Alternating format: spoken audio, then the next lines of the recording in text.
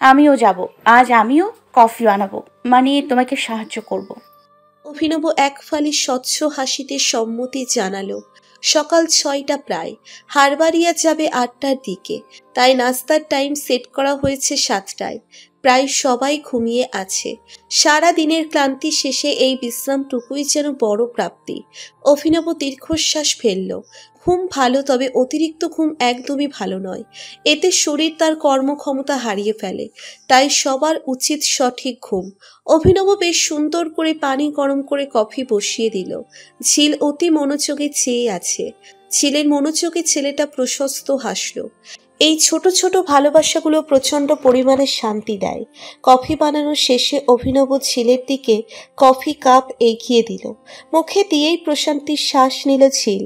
অভিনবর বাহুতে মাথা রেখে বলল, তুমি সব দিক থেকেই পারফেক্ট। তাই? হুম। আর আমি সব দিক থেকেই কাঁচা। দারুণ এক মাতাল করা হাসি দিয়ে অভিনব বলল, থাক না, দু একটা গুণ অপূর্ণ, এ থেকে খুব ক্ষতি হয়ে যাবে। সব কিছু পারফেক্ট হওয়া জরুরি নয়। যদি হয়? আমি আছি না, আমাদের মাঝে সব ঠিক হয়ে গেছে। এর মানে আমরা একে অপরের শক্তি। যদি কেউ কখনো হার মেনে নেই, তাহলে ডুবে যাব। মাঝপথে ছেড়ে চলে যাবে না তো ঝিল? অভিনব, ছেড়ে যেও না ঝিল। আমি তোমায় নিয়ে অনেকটা পথ এগিয়ে গেছি, অনেক আশা জমিয়েছি। প্লিজ ছেড়ে যেও না। ঝিল ফ্যালফ্যাল করে তাকালো। অভিনব এমন কেন বলছে? তুমিই তো বলেছিলে বর্তমানকে সুন্দর করতে, তাহলে এখন কেন ভবিষ্যৎ টেনে চলছো? আমরা কখনো আলাদা হব না অভিনব, কখনোই না। অভিনব ঝিলকে জড়িয়ে ধরল। অভিনবর সংস্পর্শে মেয়েটা কেঁপে উঠল। পাখির বাচ্চার মতো অভিনবর বুকে লেপ্টে গেল। মুহূর্তটা হয়ে রইল প্রেমময়। পাশে ধোয়া ওঠা কফি। ঝিল হাসল। একটা সময় সে এমনই স্বপ্ন দেখত, এক কাপ কফির সাথে প্রিয় মানুষের আলিঙ্গন। সব কেমন স্বপ্ন স্বপ্ন মনে হচ্ছে। আদেও কি সবই সত্যি? নাস্তার টেবিলে বসে সবাই খাচ্ছে, তবে মাহিরা মন ভীষণ খারাপ। অভিনবর সাথে ঝিলের সখ্যতা যেন বেড়েই চলেছে। এবার খুব ভয় হচ্ছে। অভিনব কি ঝিলের প্রেমে পড়ে গেল? মাহিরা ঠিক করে নিল অভিনবকে আজই মনের কথা বলবে। আফরা ইশারা করে বলল নাস্তা করতে, কিন্তু মাহিরার মনোযোগ অভিনব আর ঝিলের দিকে। ছেলেটার প্রতি একটু বেশি ঝুঁকে পড়েছে। এর আগে রিলেশন করেছে, তখন তো এমন মনে হয়নি। অভিনবর প্রতি অতিরিক্ত ভালো লাগা মেয়েটার হৃদয়ে ছোপ ফেলে দিল। আফরার দিকে তাকিয়ে একটু করুণ স্বরে হাসল। হে অভিনব, তোমরা লেট কেন করলে? একসাথে খাওয়া হলো না আজ? অমিত, আজ আমরা একটু লেট করলেও তোমরা একটু বেশি ফাস্ট নাস্তা করেছো। রোজ তো টেনে তুলতে হয়। অমিত হালকা হেসে চেয়ার টেনে বসল। ঝিলের উদ্দেশ্যে বলল, অভিনব, ঝিল, তোমরা শুধু বন্ধু থেকে আরেকটু কাছের বন্ধু হলে খুব ভালো হবে। ঝিল মাথা নিচু করে নিল। অভিনব বিফের সাথে লুচির টুকরো মুখে দিয়ে বলল, আই থিঙ্ক, বাট ঝিল তো বুঝতেই পারছে না। ভেবেছিলাম প্রপোজ করব, এখন মনে হচ্ছে ক্যান্সেল করতে হবে। অভিনবর কথাতে স্পষ্ট রসিকতা। ঝিল চোখ বন্ধ করে নিল। সবাই যখন ওদের বিষয়ে জানতে পারবে, তখন কি খুব লজ্জা লাগবে? অভিনবরা কথাতে অমিত মুচকি হাসল। ঝিলের দিক থেকে চোখ ফিরিয়ে পড়ল, তোমাদের জুটিটা বেশ সুন্দর, একদম সুখী কাপল। বিয়েতে ইনভাইট করো কিন্তু। অভিনব ছড়া হেসে অমিতের সাথে হাত মেলালো। ঝিল অপ্রস্তুত হয়ে পড়ল। কোনো মতে পড়ল, ভাইয়া, ভাবিকে রেখে চলে এসছেন? আচ্ছা, আমি বরং ভাবির কাছেই যাই, আপনারা গল্প করুন। ঝিলের পালিয়ে বাচ্চা দেখে অমিত হাসল। অভিনবর সাথে বেশ আমোদ করেই বসলো। অভিনব আর ঝিল সাধারণ বন্ধু যে নয়, এটা খুব ভালো করেই জানে ও। অমিত মন থেকে একটা ইচ্ছে প্রকাশ করলো। ঝিল আর অভিনব যেন একে অপরেরই হয়। দুজনের ভালোবাসার ছিটে ফোটা সবাই নিজে চোখে দেখেছে।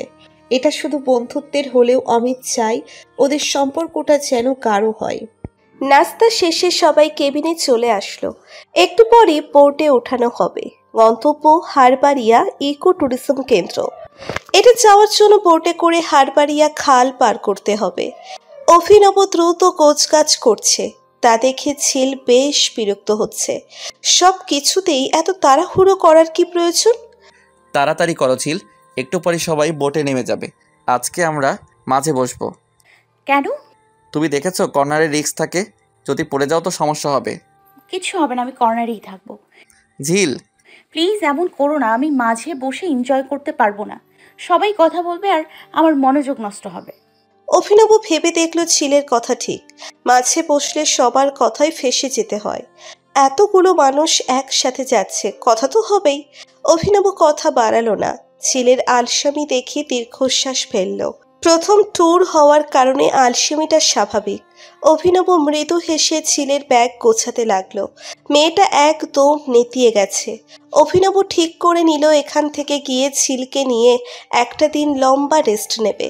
অভিনব যখন অর্ধেকটা ব্যাগ গোছালো ঝিল তখন পেছন ঘুরে তাকালো।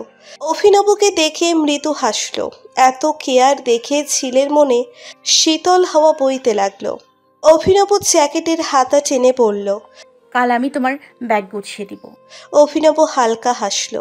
ব্যাগ গোছানো শেষে ঝিলের চুলগুলো গুছিয়ে দিতে দিতে বলল, বইয়ের দায়িত্ব পালন করতে চাচ্ছ? আসলে সমস্যা নেই ঝিল, এমন নয় যে আমার পরিপাটি সংসারী বউ চাই, আমার তোমাতেই চলবে। একটু একটু করে তোমাকে গুছিয়ে নিব। ঝিল মাথাটা ঝাঁকিয়ে হাসলো।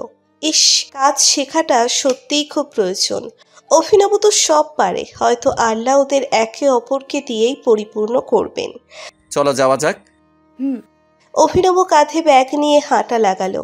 ঝিলও হাঁটছিল। হঠাৎ অভিনব পেছন ফিরে তাকালো। ঝিলকে মাথা থেকে পা অবধি দেখে নিয়ে হালকা হাসলো। কুর্তি কলারটা মুড়িয়ে পড়ল। নাও পারফেক্ট, একটা চশমা হলে বউ বউ লাগতো। অভিনব, অভিনব ঠোঁট চেপে হাসলো। ঝিলের নাক টিপে দিয়ে পড়ল। এখন পিচ্চি বউ লাগছে। ঝিল লজ্জায় হাসলো। অভিনব সময় দেখে আবার হাঁটা লাগালো। সবাই একে একে বোটে উঠে গেল। ঝিল আর অভিনব সাধারণ আচরণেই আছে, কোনো পরিবর্তন নেই। ওদের মাঝের দূরত্ব আগের মতোই, তবে মনের দূরত্ব শূন্যতে নেমে এসেছে। থেকে থেকে পানি উঠিয়ে অভিনবর মুখে ছিটিয়ে দিচ্ছে। অভিনব কখনো রাগ করছে তো কখনো হাসছে। অভিনবর এমন আচরণে ঝিলের দুষ্টুমি দ্বিগুণ বেড়ে যাচ্ছে। মাহিরা বিষয়টা আর চোখে খেয়াল করেছে। মনের অন্তর্কণে জেলাসি নামক এক অনুভূতি হচ্ছে। প্রিয় মানুষকে অন্য কারোর সাথে দেখা কারোরই কাম্য নয়। মেয়েটা নিজেকে সামলে নিয়ে হাসি ফোটালো। আজই অভিনবকে মনের সমস্ত অনুভূতি জানিয়ে দিবে। মাহের ভাই, বলো। ভাবিকে একটু আমার কাছে আসতে বলো না, কেন? একটু দরকার আছে প্লিজ। আচ্ছা। মাহির তার স্ত্রীকে মাহিরার পাশে বসিয়ে দিল। কি হয়েছে মাহেরা, তোমার শরীর খারাপ? না ভাবি, একটা কথা বলার ছিল। হ্যাঁ বলো। না, কিভাবে শুরু করব বুঝতে পারছি না। আরে বলো না। মাহিরা হাঁসফাঁস করতে লাগলো। আফরা দীর্ঘ শ্বাস ফেলল। মাহিরাকে চোখ দিয়ে আশ্বস্ত করে বলতে লাগলো। মাহিরা হাত কচলাতে কচলাতে বলল, আমি অভিনবকে পছন্দ করি। তুমি শিওর? হ্যাঁ ভাবি। চিন্তিত হয়ে ভাবতে লাগলো। মুখের হাসিটুকু উবে গেছে তার।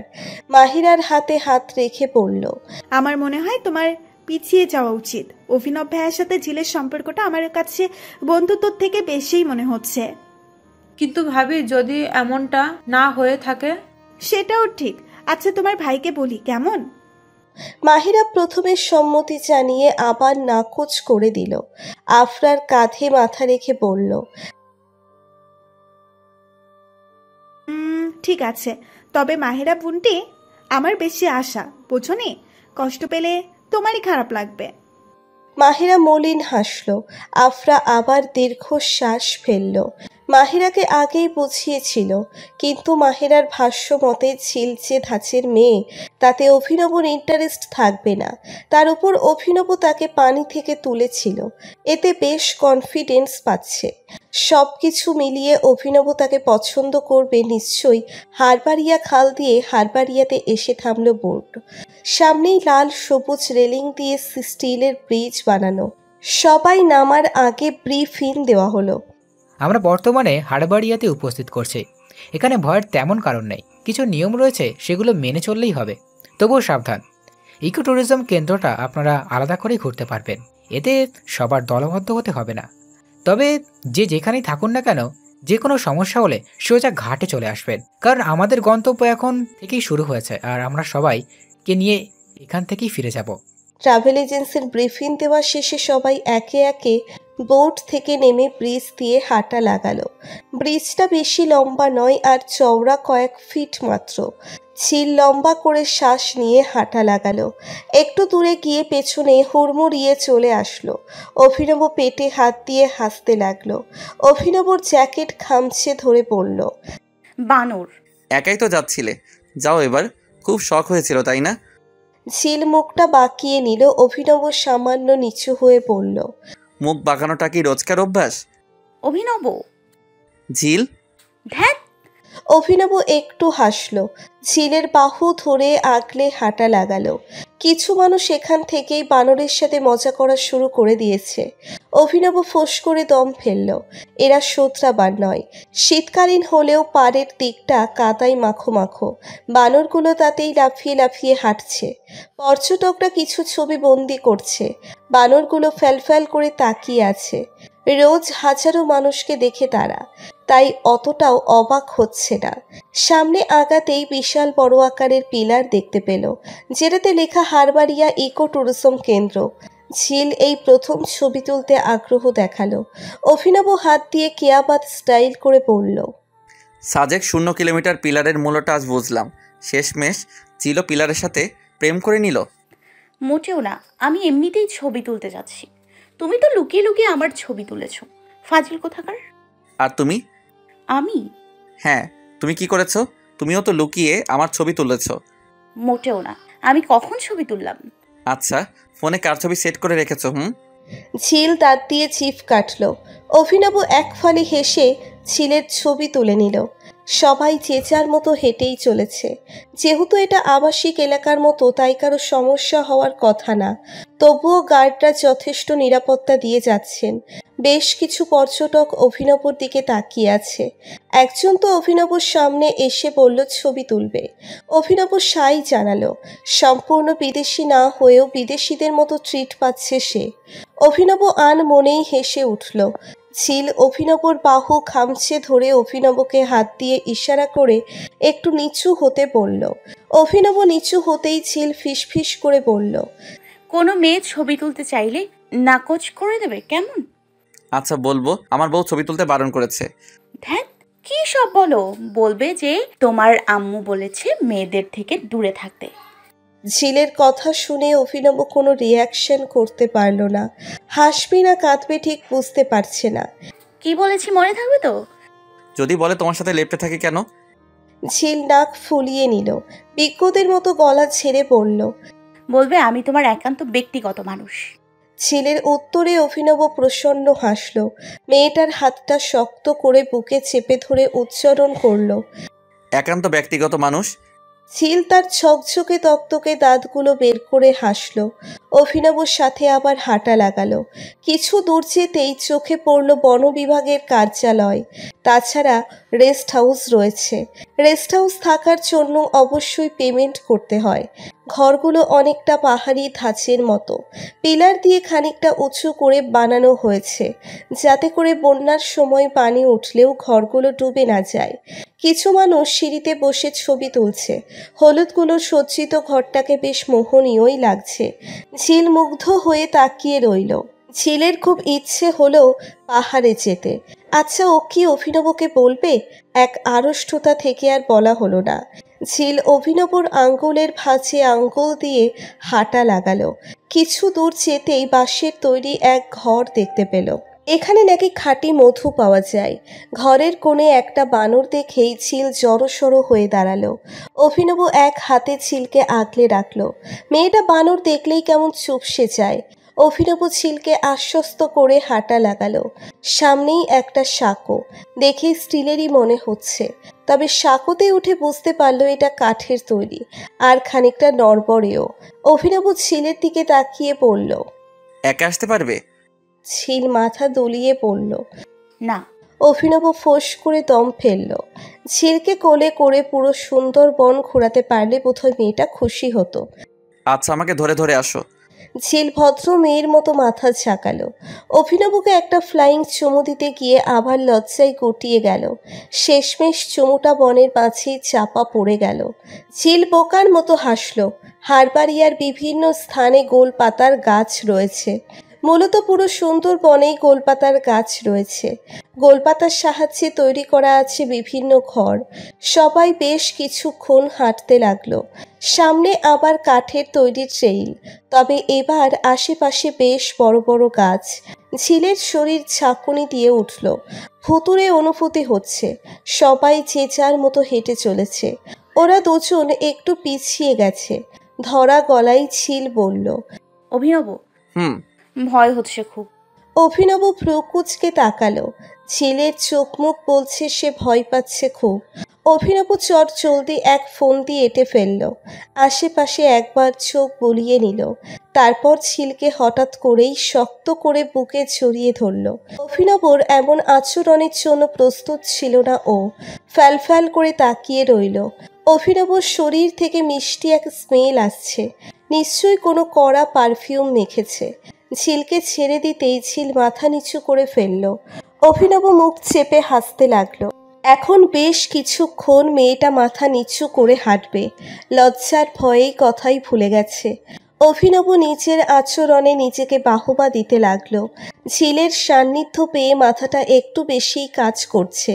কাঠের ট্রেইল পেরিয়ে কিছু দূর হাঁটতেই চোখে পড়ল পদ্মপুকুর। ঝিল লাফিয়ে ওঠে, যেন কখনো পদ্ম ফুল দেখেনি। অভিনব বোকার মতো চেয়ে আছে। মেয়েটা তাকে অবাক করে বারংবার। শহুরে গ্রাম্য এলাকায় থেকেও ঝিলের এমন আচরণ কেন? ঝিলের ফ্যামিলিকে এতটাই বন্দি করে রাখতো ওকে? না, তা কি করে সম্ভব? যে মেয়ে এতবার বিয়ের আসর থেকে পালায় সে মোটেও কোনো বন্দিশালায় ছিল না। অভিনবর ভাবনায় ছেদ পড়ল ঝিলের ডাকে। অভিনব! ঝিলের দিকে তাকালো। মেয়েটা তার থেকে বেশ খানিকটা দূরে চলে গিয়েছে। পাগল পুরো। তাড়াতাড়ি আসো, আমি এই পদ্মফুল নিব। অভিনব ঠোঁট দুটো প্রসারিত করলো। তার ভাবনাগুলো আবার ঝিলের মাঝে চলে আসলো। আচ্ছা, ঝিলকে যদি পদ্মফুল দিয়ে সাজানো হয় তো কেমন লাগবে? ঝিলের দিকে অপলক দৃষ্টিতে তাকিয়ে আছে অভিনব। মেয়েটাকে আজকাল একটু বেশি সুন্দর লাগে। প্রথম যখন দেখেছিল তখন মনে হয়েছিল টিনেজার বাচ্চা একটা মেয়ে, যে সব সময় ভয়ে গুটিয়ে থাকে। কিন্তু এখন তো পুরোই অন্য রকম লাগে। এর কারণ কি হতে পারে? অভিনবর উত্তর মিলল না। ঝিলের ঝাঁঝানো ডাকে চমকে তাকালো। মেয়েটা কখন যে তার সামনে এসে দাঁড়ালো বুঝতেই পারেনি। বাহাতে মাথা চুলকিয়ে অভিনব বলল, সরি, আমি আসলে খেয়াল করিনি।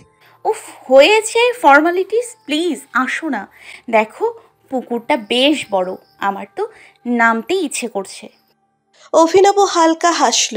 পুকুরের উপর দিয়ে কাঠের ব্রিজ করা হয়েছে, যার শেষ মাথায় ছাউনির মতো করে ঘর। পুকুরের পাশেই একটা ঘাটলা দেখতে পেল। এখান থেকে একটু নামলেই পদ্মফুল নেওয়া যাবে। কি হলো? না, কিছু না, চলো এবার। ঝিল অভিনবকে ফেলেই ছুটতে লাগলো, যেন মুক্ত চড়ুই পাখি। গায়ে লেমন কালারের কুর্তিতে ঝিলকে প্রকৃতির সব থেকে সুন্দরতম ফুল মনে হচ্ছে। সবাইকে আগেই নির্দেশনা দেওয়া হয়েছিল বনের ভেতরে হালকা রঙের জামা পরতে, কারণ এতে করে পশুর আক্রমণাত্মক দৃষ্টি কম পড়বে। যদিও বেশিরভাগ পর্যটকই মানেনি। অভিনব ফোঁস করে শ্বাস ফেলে হাঁটা লাগালো। ঝিল ততক্ষণে কাঠের ব্রিজের শেষ প্রান্তে চলে গেছে। ওড়না মেলে দিয়ে গোল গোল করে ঘুরছে। অভিনব ঠোঁটের কোণে স্মিত হাসি ফুটে উঠল। এই মুহূর্তে মনে হচ্ছে তার একান্ত ব্যক্তিগত মানুষটা পৃথিবীর সব থেকে বেশি সুন্দরী, যার জন্য দুনিয়া এফোর ওফোর করতেও রাজি। ঝিলের থেকে একটু দূরে দাঁড়িয়ে চারপাশে চোখ বুলিয়ে নিল। পুকুরটা বেশ বড় আকারের। চারপাশে নারিকেল গাছের মতো দেখতে কোনো এক গাছের সারি। পুরো পুকুরেই রয়েছে হাজারো পদ্ম ফুল। গোলাপি রঙের পদ্ম ফুলে পুরো পুকুরটাকে পদ্মরাজ্য মনে হচ্ছে, যে রাজ্যের একমাত্র রাজকন্যা ঝিল। মেয়েটার মুক্ত দানার মতো হাসি অভিনবর বুকে আঁচড় কেটে দিল। শুকনো ঢোক গিলে অভিনব হাঁটা লাগালো। ঝিলের থেকে এক হাত দূরত্ব বজায় রেখে বলল, তোমাকে পদ্ম রানীর মতো লাগছে ঝিল। পদ্ম ফুলগুলো তোমাকে কাছে ডাকছে। অভিনব! সত্যি বলছি, ওয়েট, দেখাচ্ছি। ঝিল অবাক চোখে তাকিয়ে রইল। অভিনব পেছনে মুড়িয়ে রাখা হাতটা সামান্য নিয়ে আসলো। একগুচ্ছ পদ্মফুল দেখে ঝিলের মন নেচে উঠল। কৃতজ্ঞতার দৃষ্টিতে তাকিয়ে হাত বাড়ালো। অভিনব ফুলগুলোতে চুমু খেয়ে নিল, তবুও ঝিলের হাতে দিল না। বিস্ময়ে ঝিল ফ্যালফ্যাল করে তাকিয়ে আছে। এই মুহূর্তে অভিনবর দিকে তাকালে সে নির্ঘাত জ্ঞান হারাতো। অভিনবর চোখ দুটি ছিলের হরিণী চোখের দিকে তাকিয়ে আছে। চোখের গঠন মাপতে ব্যস্ত সে। আল্লাহর কি অপরূপ সৃষ্টি, অথচ কোনো অহংকার নেই। আর মানুষ সামান্য কিছুতেই অহংকারে নেতিয়ে যায়। আর এভাবে আমাদের সমাজ মাটিতে পতিত হয়, ভঙ্গুর হয়ে যায় আমাদের মানসিকতা। অভিনব, কি হয়েছে তোমার? ঝিলের ঝাঁকুনি খেয়ে অভিনব অপ্রস্তুত হয়ে পড়ল। ঝিলের দিকে ফুলগুলো বাড়িয়ে দিয়ে মৃদু হাসল। বালুর রাস্তা দিয়ে হেঁটে যাচ্ছে সবাই। আফরার ডাকে ঝিল থমকে দাঁড়িয়েছে। মেয়েটা তাকে কথার প্যাচে ফাঁসিয়ে দিয়েছে। অন্যদিকে অভিনবর দৃষ্টি করুন, চেয়েও পারছে না ঝিলকে সাথে নিয়ে হাঁটতে। উপায় না পেয়ে একাই হাঁটতে লাগলো। হঠাৎ করে মাহিরার আগমন। মেয়েটা হুটহাট যেন আকাশ থেকে পড়ে। হাই। হাই। একা কেন? এমনিতেই। আচ্ছা অভিনব, আমাকে তোমার কেমন লাগে? অভিনব প্রশ্নবোধক দৃষ্টিতে তাকালো। মাহিরা বিচলিত হয়ে বলল, আমি দেখতে কেমন?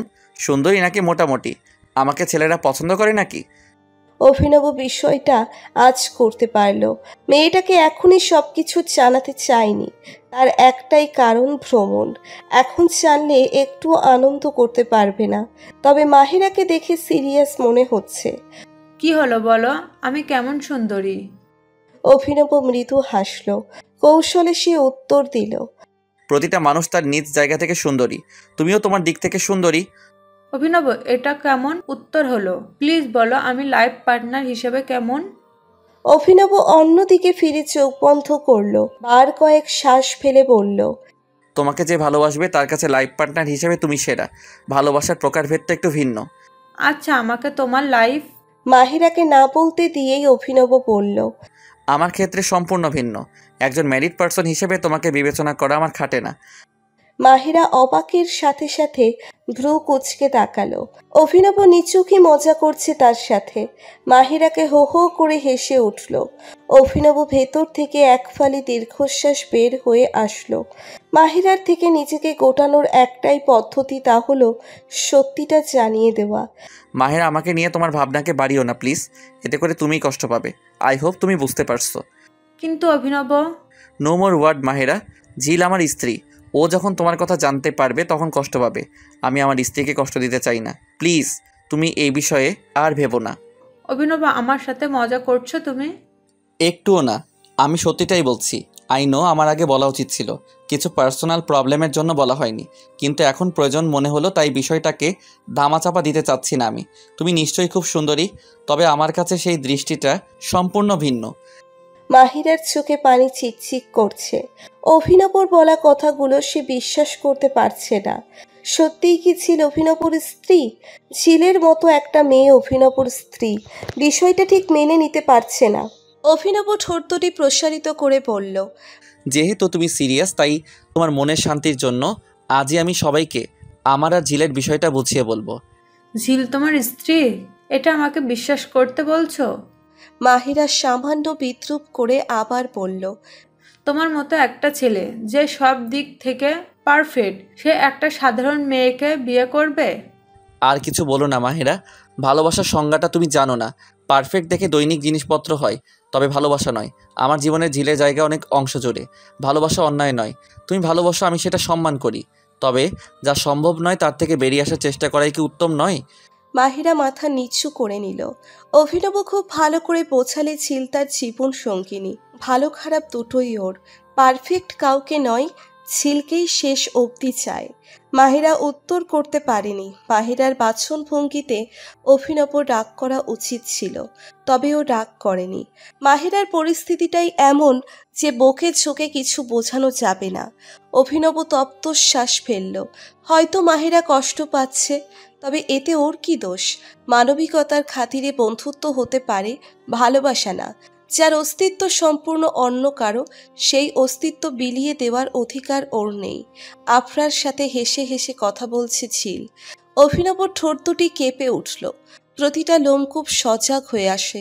অস্ফুটন স্বরে উচ্চারণ করল, তুমি আমার বাগানের সব থেকে থেকে সুন্দরতম ফুল ঝিল। কখনো ঝরে যেও না। তুমি বিনা বেঁচে থাকা অসম্ভব না হলেও বড্ড যন্ত্রণাদায়ক। কাঠের ট্রেল পেরিয়ে সবাই হাঁটা লাগালো। গন্তব্য ওয়াচ টাওয়ার। যদিও শোনা গেছে এখানকার ওয়াচ টাওয়ারটা ভাঙচুর প্রায়, তবুও সবাই উঠবে বলে ঠিক করলো। বোধহয় এই বছর মেরামত করা হয়নি, কারণ কাঠের ব্রিজের কাঠগুলোও কেমন নড়বড়ে। ঝিল তো ভয়ে কাঁপছে, আর তাই অভিনব জ্যাকেট খামছে হেঁটে চলেছে। কাঠের ট্রেলের নিচের দিকে কিংবা দুপাশের মাটিতে কেওড়া গাছের শ্বাসমূল দেখা যাচ্ছে, খানিকটা বাঁশের মতোই। বাঁশ জন্মানোর সময় যেমন মুখী বের হয়, ঠিক তেমনি। টাওয়ারের দিকে তাকিয়ে অভিনব বলল,